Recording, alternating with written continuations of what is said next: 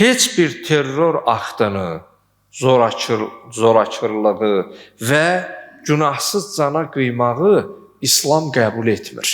Bir mənalı olaraq İslam zorakarlığı, fitnəni, fəsadı, şiddəti pisləyir və hətta açıq-aşkar Quran-ı Kərimdə bunu edənləri lənətləyir. Və la'anəhullah və a'addə ləhum azabən əzima. Onları lənətləyir və onların dözə bilmədiyi böyük bir əzabı onlara hazırlayır.